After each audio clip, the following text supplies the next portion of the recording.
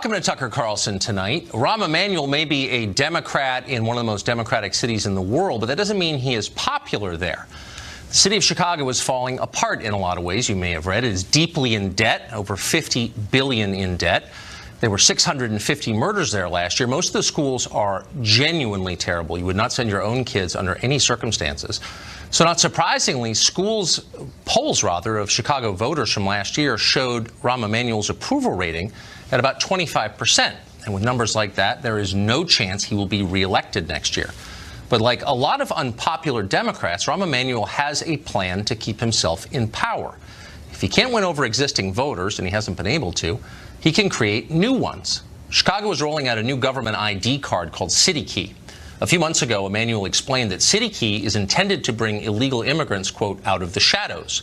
City Key is designed to thwart federal law enforcement. The cards don't store personal information. ICE can't use them to enforce federal law, and that's intentional.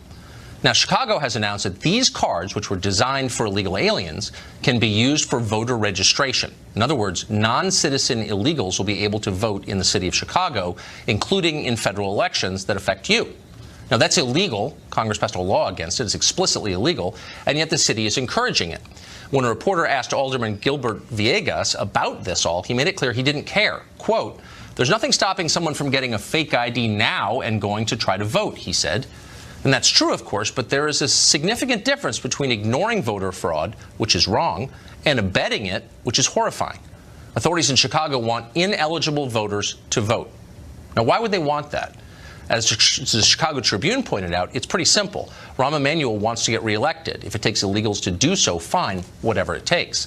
We contacted the mayor's office for comment today about this. They did not even bother to respond. The Justice Department, for some reason, doesn't seem to be doing anything about any of this.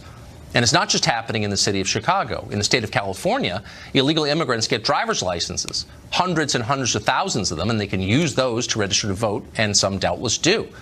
In the state of Maryland, some towns are trying to legalize voting for illegal immigrants. How long until that's a Democratic Party platform plank? How long until some federal judge in, Hawaii declares that preventing illegal aliens from voting is racist and demands they get the vote immediately nationwide? It's coming. Of course it is. The left wants power, and this will give it to them. Chicago Alderman Amaya Pawar sponsored the bill creating the new IDs, and he joins us tonight. Mr. Alderman, thanks for coming on. Thank you for having me. So do you support non-citizens voting? I think there's a misunderstanding of what the City Key is. It is a library card. It's access to our mass transit.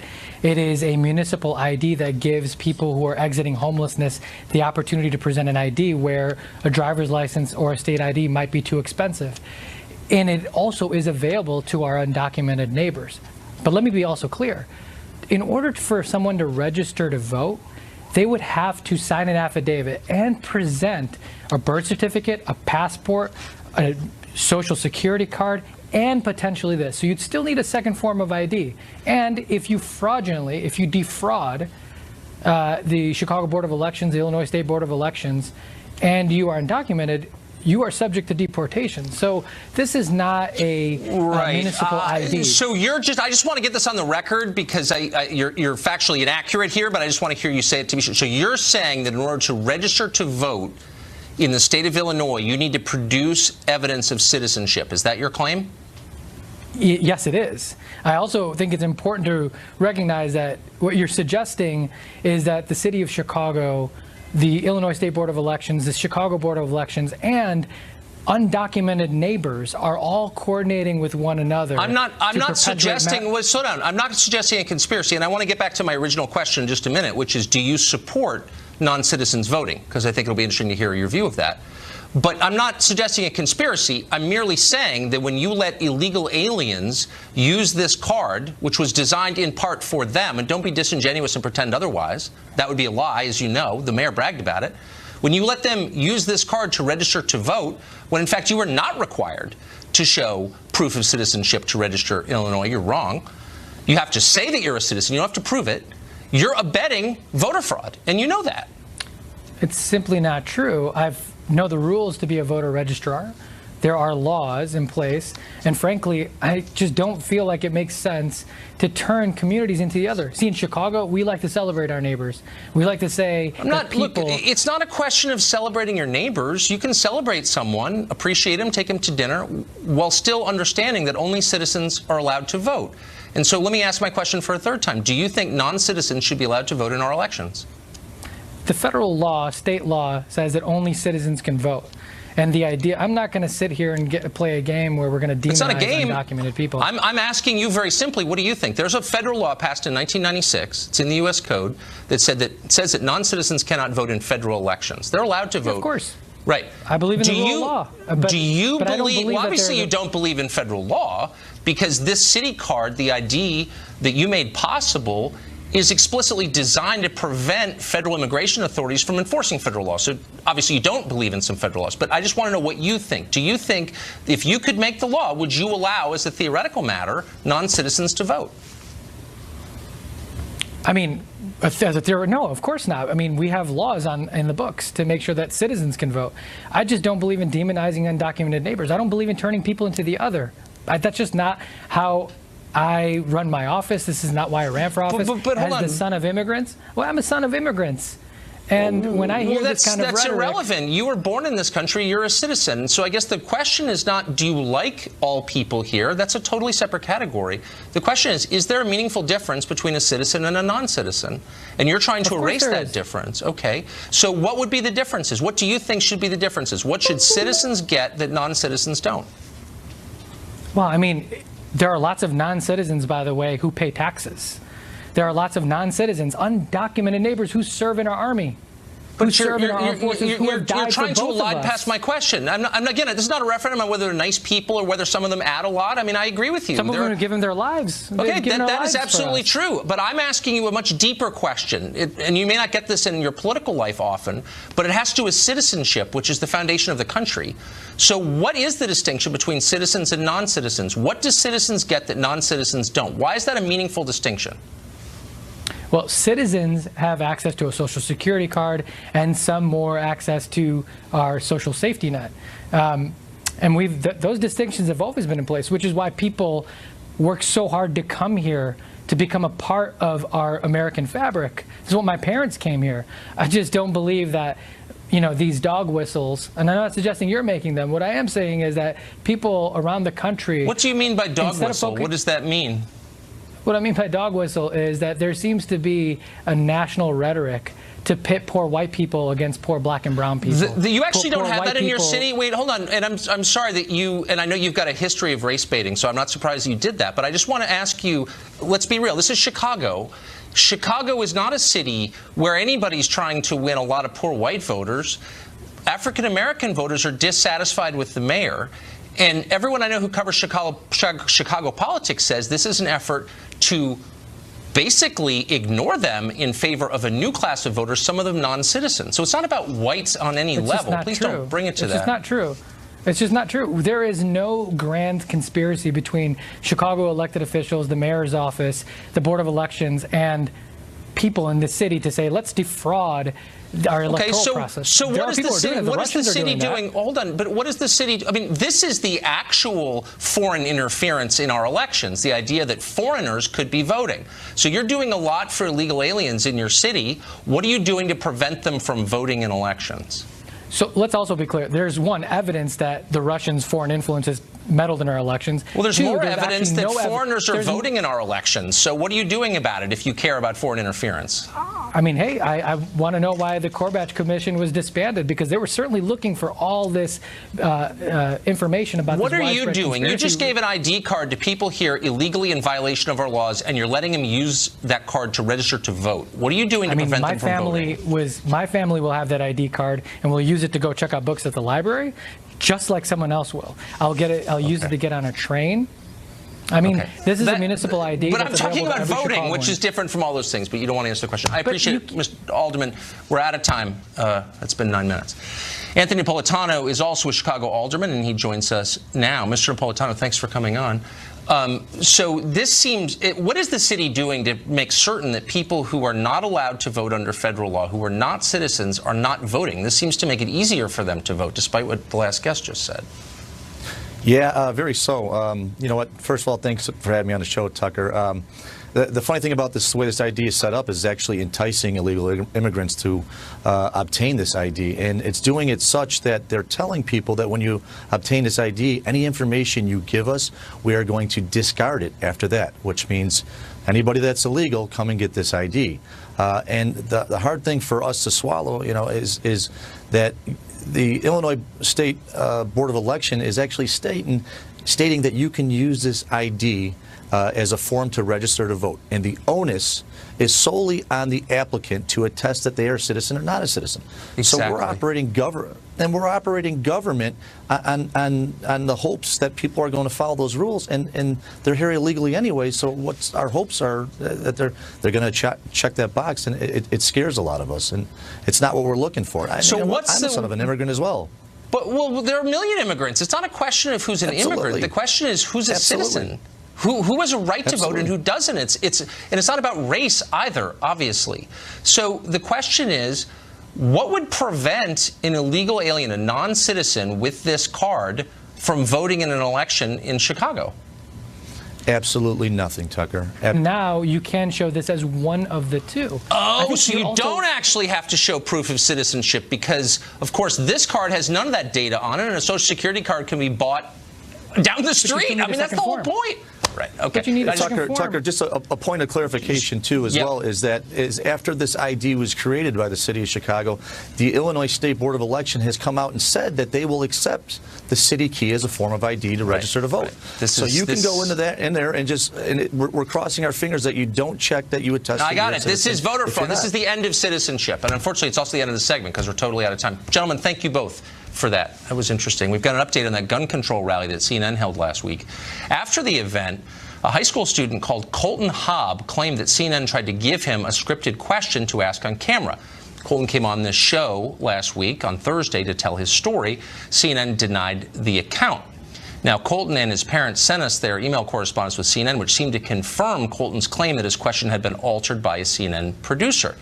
On Friday, we asked CNN to verify and comment on those emails, because that was our journalistic duty, so we did it. A short time before air, CNN provided us a different set of emails. We immediately asked the Hobbs about those. They said they were being slandered by CNN, and that's where it stood. Two sides telling contradictory stories. Without access to their email accounts, we could only guess which one was telling the truth, and guessing is not enough. Tonight we have more. We have an update. The Hobb family concedes that they did remove a line from one of their emails in a way that might make some think its meaning had changed. Colton's father says it was accidental. We don't know. We can't prove or disprove that. But for the sake of honesty and full disclosure, to which we are committed, we have to tell you there is no evidence as of right now that CNN tried to give Colton Hobb a scripted question. And we wanted you to know that. A Republican congressman is reintroducing a Democratic bill from 2013 verbatim, word for word. But suddenly Democrats are not eager to pass it. Why is that? We'll tell you next.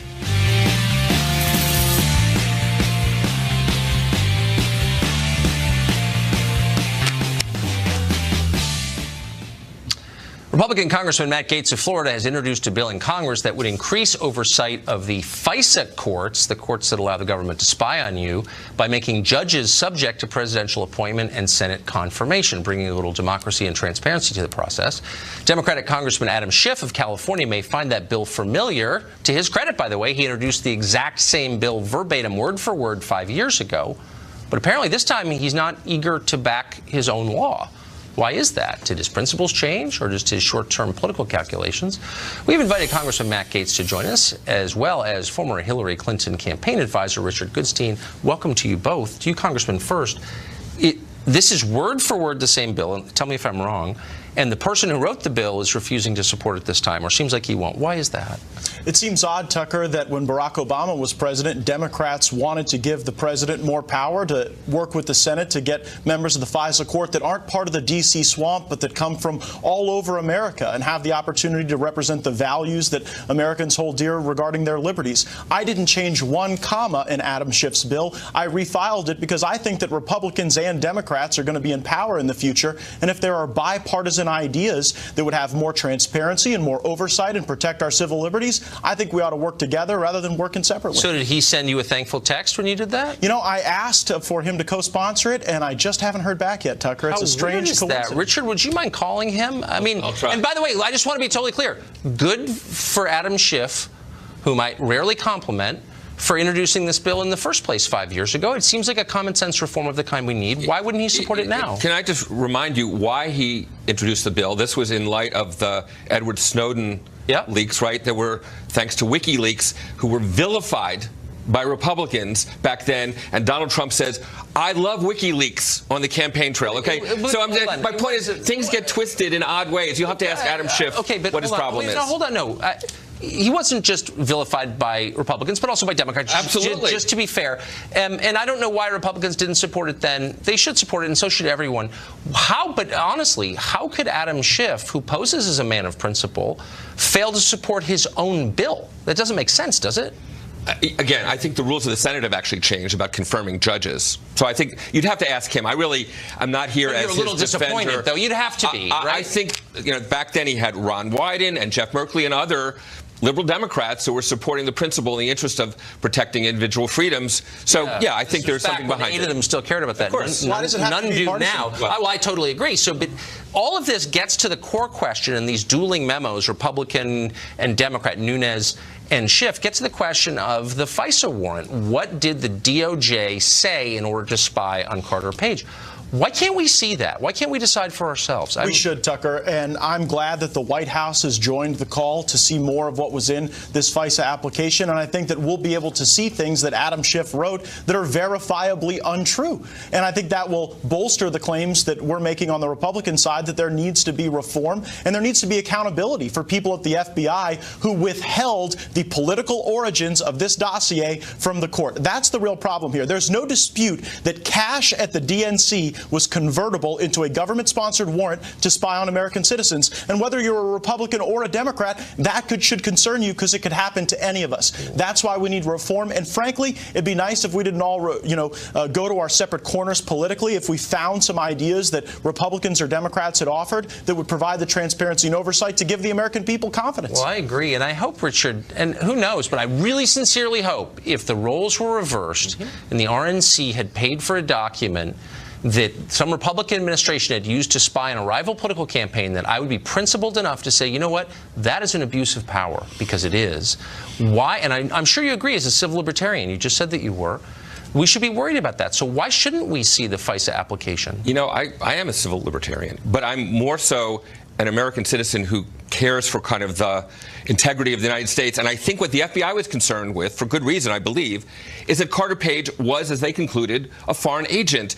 And maybe they didn't even know what the Trump people knew.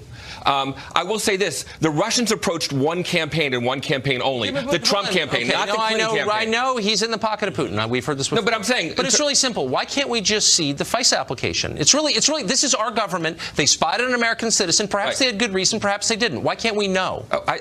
Well, you have to ask the FISA court. But why wouldn't you support that? Why don't Democrats say, let's end this nonsense and find out why they did this? So it's a question of kind of what the relevant rules are, because the FISA is secret by design. But again, the fact of the matter is, what Schiff said and is unrebutted is that the dossier had relatively little role in getting that warrant. Let's find out. And it was in a footnote. There was a reference. But how do we know? Why don't look? Is there any support in the Congress for ending? If the Russians want to control our political process, they're doing it now by paralyzing everything with a stupid debate, which we could end instantly by making this stuff public. Is there support for doing that in your Congress? I believe that there's support on the Republican side to release the entire FISA application as long as we're able to redact sources and methods where I think we should be able to find agreement. I don't think the Democrats will want to do that because the dossier was the lead piece of evidence. It's what every lawyer Tucker, starts with their best evidence. And we should. And I agree with the congressman. Let's say I agree with the congressman that this should be put out.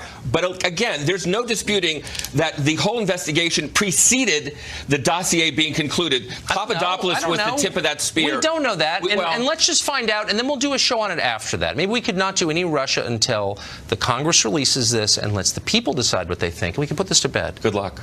God bless I'd be you. for it. Both. Thank you very much. Sure. Thanks, Tucker. Barbara Streisand's out and about. She says the president caused the Parkland shooting, apparently via black magic. We'll tell you how he did that, and she said it. Stay tuned.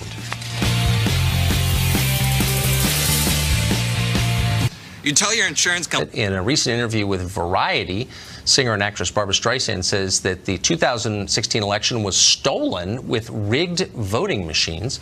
She also believes the George W. Bush wins in 2000 and 2004 were the product of rigged voting machines, too. Apparently, the riggers took a break in 2008 and 2012 for Obama. Streisand also blamed the president for the Parkland shooting. She said he, quote, brings out the violence in people like a shaman. Joe Concha writes about the media for The Hill. He joins us tonight. Joe, it's good to see you. So the question is not, no one's surprised by Barbara Streisand saying this. The question is how it was covered. Did the press cover this like they cover, I don't know, Sarah Palin's kids in breathless disbelief, in shock and horror? Or did they just kind of let it go? Let it go in a big way, Tucker. You mentioned how Barbara Streisand brought up how she knows for a fact that voting machines in Wisconsin and Michigan were compromised, that votes were actually changed. And she says she knows this by speaking to senators in Wisconsin and Michigan. So the writer of this Variety piece, I get it's kind of a puff piece and celebrity. You'd think he'd kind of follow up maybe with the 3 Democratic senators in in Michigan and in Wisconsin, or maybe one of the Republican ones there, doubtful that that's who she spoke to, and say, hey, she's saying that this actually happened, did it? And of course they would say no, because there's no evidence of that whatsoever. Right. So yeah, she's allowed to say things like that and get away with it. Now, as far as blaming President Trump on the Parkland shooting, do understand this. Since Columbine in 1999, there have been 25 fatal mass shootings at elementary and high schools. These horrific events have happened under the Clinton administration, the Bush administration, the Obama administration. So yes, how this suddenly is happening under the current administration just shows you why President Trump, one of the reasons why he won last year is because he had no Hollywood support, but that probably was a good thing, because when they say things like this, obviously they seem just a tad out of touch. What's interesting is that people as famous as Barbara Streisand used to be able to say, kind of whatever they wanted in the press, and there was no feeling that you had to kind of fact check it because they're from celebrity land and, who cares what they think? But now there's this weird double standard where if an actor expresses any right of center view, he's hounded by PolitiFact as if he's running for office, and yet Barbara Streisand still has this unlimited pass to say unsupported things like this. Right, and they also could get blacklisted from getting major roles as well. And, we play Parallel Universe almost every week when I'm on this program, Parallel Universe meaning, in other words, let's pretend this was said during the previous administration under the 44th president and President Obama. Let's say that Johnny Depp had joked about assassinating the president, or Madonna threatened to blow up the White House, or Kathy Griffin held up a severed head that resembled President Obama. The outrage would be overwhelming. You would need to add 4 more hours to 24/7 cable news just to cover it. But when it happens here, while it does get some coverage, it's almost laughed off, kind of muted, maybe not with Griffin, but with many other celebrities who have said, the president should die, or Mickey Rourke's case, I'd love to take a Louisville Slugger to this guy, and it just gets laughed off because of who the target is and not so much about what's being said. So let me ask you a very quick question. I'm not attacking anybody, but have you ever read a piece that said, Barbara Streisand's a really nice person and kind of kind to her assistant and decent to the people around her and sort of beloved by her friends and acquaintances? I haven't read that piece. Have you ever read that piece? Maybe once or twice, but in this piece also in Variety, I've never seen it. This was kind of this was sick, and I'll wrap up quickly because I know you got to go. She cloned her dead dog and created 2 other dogs off of it. This is a woman that's worth $390 million, and you have millions of dogs, pets that are up for adoption every year, hundreds of thousands that are euthanized, and here she is going about it this way. Maybe rescue a couple with the money that you have, or commit to a charity. Yeah, I don't know. I can't get with you on that. I know it's morally complicated. Augustine would disapprove. I'd probably clone my Springer Spaniel because I couldn't control myself. But we disagree. Great to see you, Joe. Okay. Pleasure's all on this side of the table. Trust me. Thank you. Amazon.com is run by literally the richest man in the world, in human history, actually. The company made billions in profits last year. But somehow Amazon is paying no federal income tax. Are you paying federal income tax? They're not. Why? That story next. On his company is one of the country's most valuable, but the company's tax payments are not keeping up with its great wealth. Okay, that's a profound understatement. Here's one example. Last year, Amazon made $5.6 billion in profit. They netted that, but they used tax credits and other benefits to avoid paying any federal income tax. Did you pay federal income tax last year? Oh, one of the biggest companies in the world paid none. Nevertheless, governments around this country, state and local, are racing to provide Amazon with even more perks and tax breaks as it looks to choose the site of its second headquarters, because masochism is very common among state government.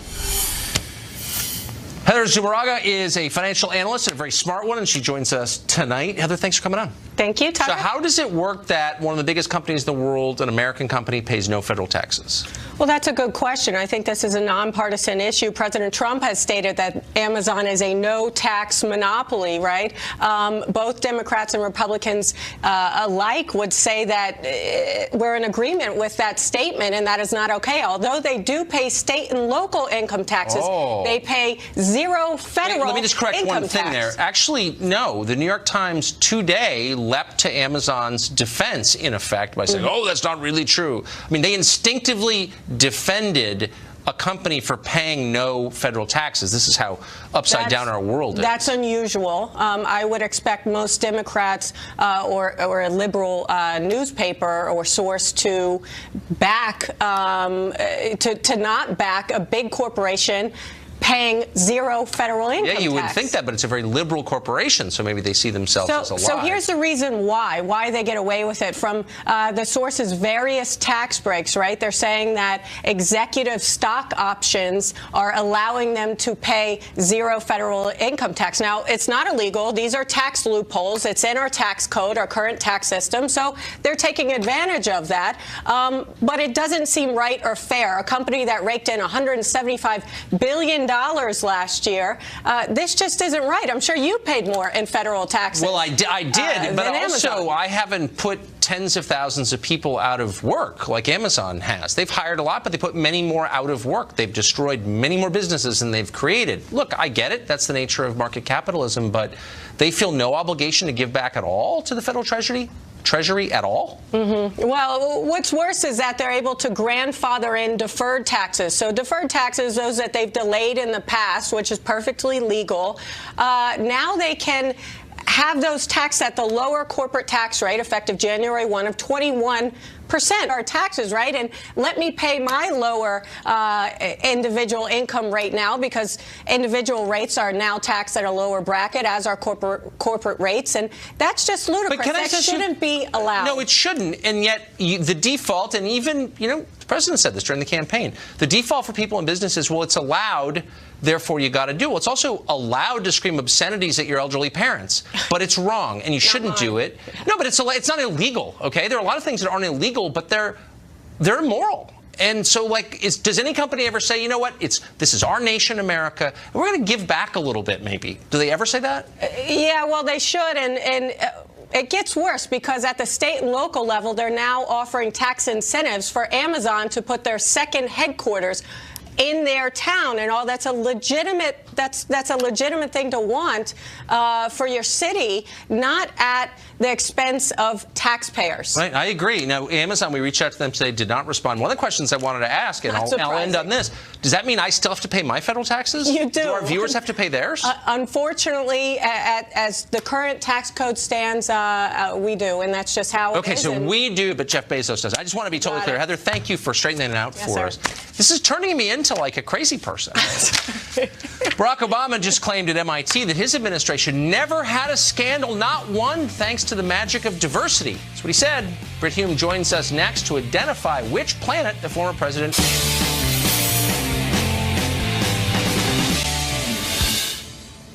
President Obama spoke at MIT on Friday and immediately began rewriting history. He made the claim that his administration was scandal-free thanks to the magical power of diversity.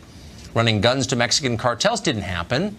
weaponizing the IRS and the FBI against political opponents? Fake news.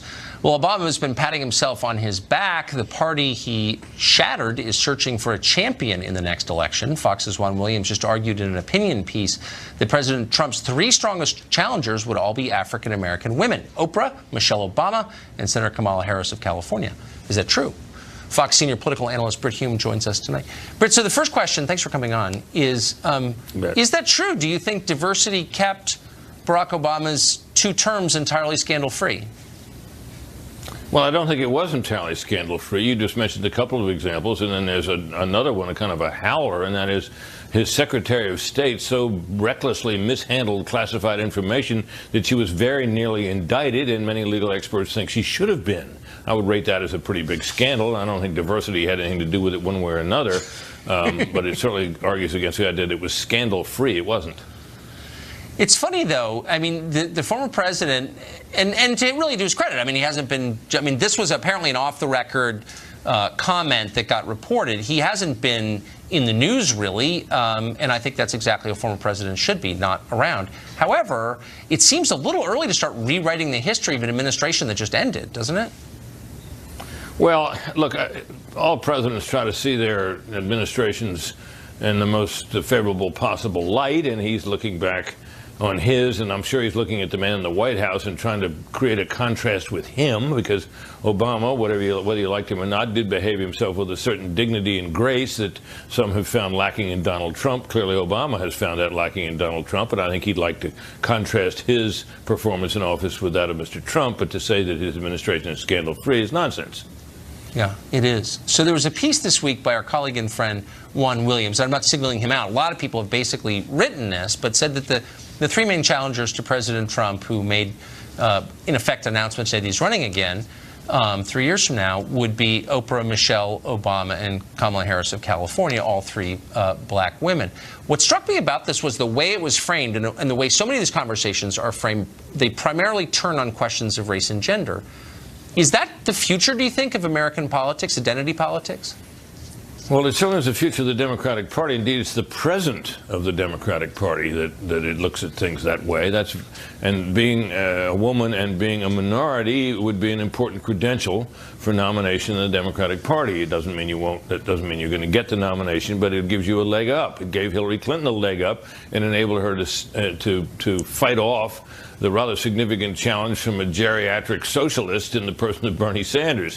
One might have thought that would have been easy, but such is the Democratic Party today that it wasn't easy at all. And if you're looking ahead to 2020, whoever it is likely to need to have quite leftist credentials in order to touch the heart of the Democratic Party, which is far to the left of where it used to be. I think all 3 of the women described, I'm not really sure where Oprah is on all the issues. I really haven't looked into it very carefully because I doubt she's going to run. Kamala Harris has certainly shown herself to be quite liberal, and certainly Michelle Obama would be seen in that light as well. I think Kamala Harris, by the way, would be an interesting candidate. She has a tendency to make gaffes and say particularly amazing things. For example, she said that Sheriff Joe Arpaio should not have been pardoned because he'd committed a crime. Well, madam, that's why he needed to be pardoned. She also said that it was wrong to say that the Dreamers were unlawful. Well, that's part of the definition of what the Dreamers are. They came here and are here illegally, and that's why we're trying to, so many people are working so hard to try to find a way to keep them here. They wouldn't be subject to deportation if they weren't unlawful. But such is Kamala Harris. I think Michelle Obama, Tucker, would be an imposing candidate. Interesting. So, I mean, can we just be totally honest and say that, Terry McAuliffe, who was making noises about running the other day, and there are a number of people who look like Terry McAuliffe saying they're going to run as Democrats, nobody like Terry McAuliffe is going to get the nomination this time. I mean, no, I don't think so. I think Terry McAuliffe is, he's too much. I think Terry McAuliffe would probably be seen as too much of a creature of the Democratic Party as it once was under Bill Clinton and later under Hillary Clinton. And I don't think that's where the Democratic Party is now. Consider this, Tucker. Dianne Feinstein was just Dianne Feinstein, who's, not a liberal on everything, but a liberal on nearly everything. Was just denied the endorsement of the Democratic Party in California, and Dan Lipinski, who is a congressman from the southwest side of Chicago, or just his district also includes some of the suburbs there. was just given the heave-ho by the Democratic Congressional Campaign Committee in his re-election bid in favor of a more liberal candidate. This is where that party is going, and if you're going to win a nomination in this party in 2020, in my estimation, you're going to have to be pretty far out there. And you know, if you're Elizabeth Warren, you might have the credentials, you might not have the right skin color, but Michelle Obama might indeed fit the bill. I think it's been an undercovered story for a long time, and I appreciate that, Britt. I think you're right. Good to see you. You bet. College students, of course, can't handle free speech or most other rights these days. A lot of them can, it seems like. But what campuses are the worst on free expression? Where can't you say what you think at all?